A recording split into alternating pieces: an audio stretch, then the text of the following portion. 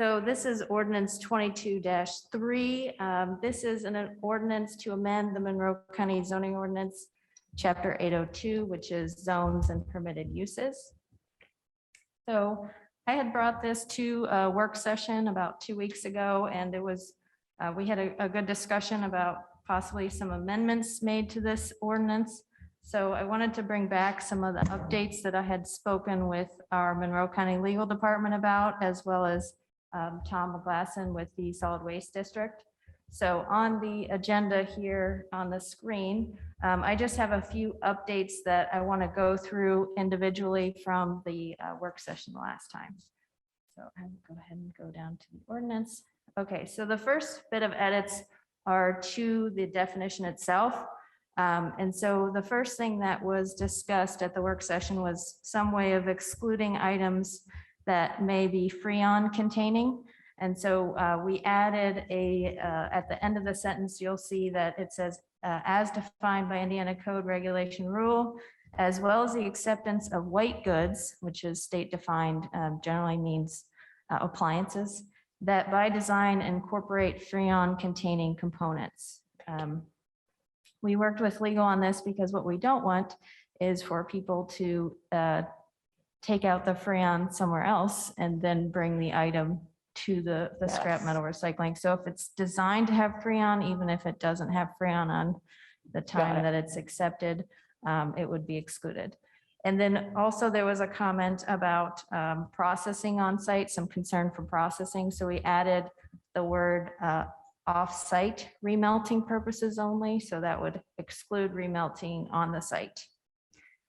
And then we also wanted to make sure that it included ferrous and non-ferrous metals because that's part of the state definition. So we made that change. The second edit that we made was in addition to the condition 58, which says that the storage area must be on asphalt or concrete surface and must have a riparian buffer zone of at least 100 feet from each side of all intermittent and perennial streams as referenced in 825, chapter 825, 3B. Working with legal, it was something that we had were able to tie to another part of our ordinance. And so that way it's a little bit stronger and not just a number that we're throwing out to add a buffer. So with those edits, I can take any questions that you might have. Excellent. Thank you so much. Comments, questions, Commissioner Githens? I really appreciate the response to the questions from a couple of weeks ago. I think this is it's much better for the environment and much more protective of the citizens of Monroe County. Yeah, you made a number of really good changes. And I certainly appreciate it a lot. It really, it's very good. All right. Anything else you want to add or questions or anything? Okay, great. Thank you. Sure. All right. And then the next item is ordinance 2022-05. Yes. 2022-05. Okay, sorry. I think that there might have been a text amendment. I'll make sure it's corrected in the regular session. I have it on the screen as 2022-3, but I'll make sure that that's correct. Yeah. So this is a request for, sorry, I have packet set up wrong. Sorry, apologies.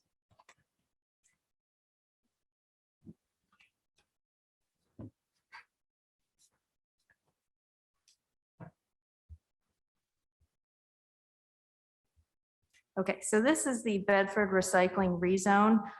This is a request to rezone one parcel that's 30.45 acres and section 32 located at 405 West Dillman Road. And the parcel is currently zoned mineral extraction, and they are requesting to rezone the property to heavy industrial. So this was an item that had gone through the Plan Commission and received a favorable recommendation. And so this is before the commissioners as a work session item, and then eventually we'll go to the regular session for a vote and public comment. Two things that I had added to the packet, and it's not changing the conditions of the rezone, but just two things that were requested. is that we went to the Drainage Board this month, and there's a summary in Exhibit 5. And then we also worked with IDEM to get a history report that is hyperlinked of any of the complaints, permits, inspections of the site that they are going to be replicating in some fashion in Monroe County. So the site is currently located in Bedford, Indiana, Bedford Recycling. And that was a site that the Plan Commission, a few members actually did a tour of the site to get an idea of the scope and the work that they do before looking at this rezone to give it a recommendation as to whether it's fitting for Monroe County. So there's also questions under the report in the red and the blue. And I won't go through all of these, but I just wanted to go through sort of the scope of the business that is requested if this rezone were to be approved. So Bedford Recycling is hoping to, if the scrap metal processing facility text amendment is approved, they're hoping to actually utilize that use as the text amendment is written. So the type of business that Bedford Recycling does is that they say they compare themselves to being a business sort of like JB Salvage, which is located in the city of Bloomington, which accepts appliances, vehicles, metal collection, and they say that they will largely transfer some of those ferrous metals to the Bedford site. Now, under the new text amendment that we just reviewed and amended, obviously this would have to be scaled back a bit to meet the requirements. There's also state statute requirements for being able to accept things like automobiles and appliances. And so there's other ways of making sure that the text amendment is followed, as well as county permitting and enforcement.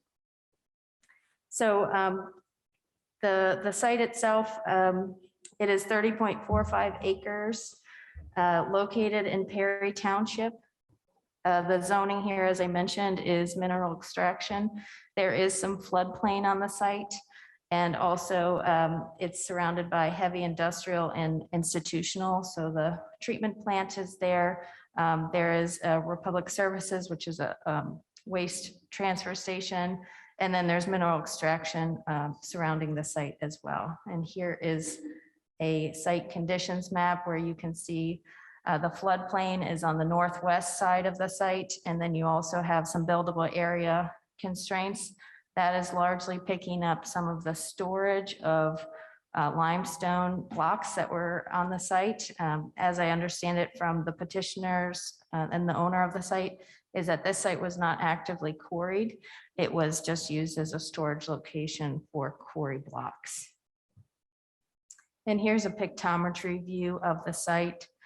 They would be coming off of West Dillman Road, and they would be needing to seek all appropriate permitting for going through that area because it will involve some limited fill in the floodway, which they've started the process to do.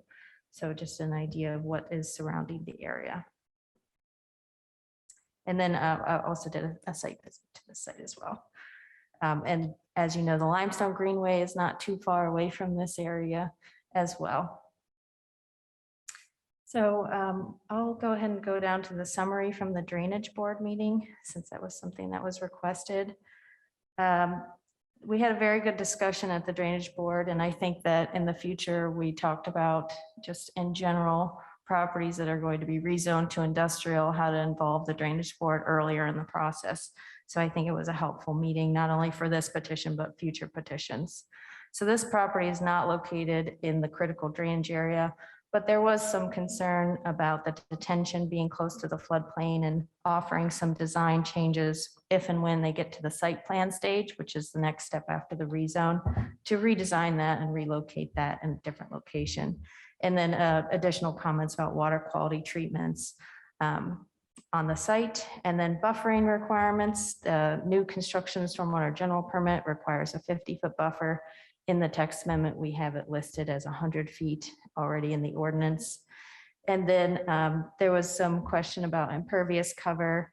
And we talked a little bit about the zoning requirements is a 20% open space requirement. And so we had asked the petitioner if they would be interested in increasing that voluntarily, but that was not something at the time that they had requested to be held to. And so it would have to be in the form of a written commitment that's agreed upon by both parties. And then I just had a comment there at the end that I was going to work with the Drainage Board in the future on any future rezones and the county development ordinance. And then Exhibit 6, hopefully you had a chance to look at these linked documents. You will be able to click on those and pull up the report depending on what you're looking for, as long as it's hyperlinked. So I can take any questions that you have. Let's go back to the site plan. Here's the Any comments or questions? site as well. No. I'm glad that we have somebody who's thorough about this. So true. Yeah, I don't have any comments. I just, in looking again at, I guess I do. In looking again at the proposed layout of the site, they're sufficiently, according to the Drainage Board, they're sufficiently far enough away from the wetland that's on the site? So the Drainage Board did not make formal vote or comment because they typically are able to receive preliminary drainage calculations. And at the time, because this is still in the rezone stage, they haven't performed those quite yet. Okay. So there was some comments about the distance with the floodplain. Right. The wetland that I was able to find online is actually to the south, Right. and it's on the other property. Right. It So is. Yeah. it would be a considerable distance away, but Okay. I think they were more so concerned about the oil separator, storm detention pond, and then the distance to the Okay. floodplain. So Okay. it was more present to Yeah. them. Yeah, I guess I was putting the floodplain and the wetland together as, sure. you know, Yeah. cooperative features. Okay. Excellent. Great. Thank you so much. Okay. Very good. All right. Thank you. All And right. We have a couple of items added here. Ms. Ridge, the first item relates to Washington Township settlements agreement letter. Sorry, go for it. Okay, this relates to our bicentennial pathway project that runs from Bloomington city limits on Old 37 North to what we call Fireman's Hill, just north of the fire station below the hill around the curve. This project, we've been trying to reach an agreement with Washington Township Water Authority. They're a small company. So we finally, they presented to the commissioners the total cost of their relocation for their water lines in that area was $518,500. All of this is not reimbursable through our typical 80-20 funding with NDOT. So we worked out back and forth with Washington Township, and I'm pleased that we've come together that a cost of $249,800 would be on Washington Township Water, and Monroe County's portion would be the $268,700. We do believe that a portion of that will be reimbursable through NDOT at the 80-20, but just not the full amount. I believe it's in the best interest of using county taxpayer funds of approving the agreement. Otherwise, the project would have to be moved out to 2026, which would actually increase the cost of the overall project at that time. So, and it's great to have the coordination with the Washington Township Water Authority and the board and working with us on this project, so we don't have to move it out. The letting is in May, so we would be turning around and starting this project in a month or so and getting a contractor on board at that time. So. Excellent. Thank you. I'm going to make a motion that we approve the agreement letter with the Washington Township Water Authority for the bicentennial pathway. I'll second that. We have a motion and a second. Any questions? No, I'm glad that you've been able to reach some agreement with them. Thank you for the work on that. Yeah, I really appreciate moving forward on this. Yeah, waiting 4 years. Yes, That's a lot. It's time. It's past time. Let's see if there's any public comments on this item. Raise your hand on the Zoom screen. Seeing none, all of those in favor of signing on to the Washington Township Water Authority settlement letter for bicentennial pathway signify by saying aye. Aye. Motion carries 2-0. Thank you so much. And we have another item related to the same project. And this is the right-of-way purchase agreement. Yes, actually, I received this about 5 minutes ago. And this is the last parcel. It was negotiating back and forth with one of the property owners. We did reach a settlement of $15,000 on that. And of course, at the advice of our legal department, the settlement will not increase the cost going to a further condemnation issue. So yeah, so we're glad to have this last parcel completed and we can move forward with the project. Excellent. I'm going to make a motion to approve the right-of-way purchase for bicentennial pathway totaling $15,000. I'll second. We have a motion and a second. Any comments, questions? Seems like the stars are aligning. I'm just still sitting here in awe because I can't believe it just came through in 5 minutes ago. So Awesome. It's great. Incredible. Any public comment on this item? Just raise your hand on the Zoom screen or come up to the podium. All right, seeing none. All those in favor of approving the right-of-way purchase for $15,000 for the bicentennial pathway signify by saying aye. Aye. Aye. Motion carries 2-0. All right. Does anybody have anything else for us? Ms. Purdy, Mr. Cockrell? Awesome. Great. With that, we are adjourned and thank you all. And thanks again, TSD, for a smooth meeting. Appreciate it. TSD really nailed They're this. awesome. They've got a TV studio going. Thank you. We're adjourned.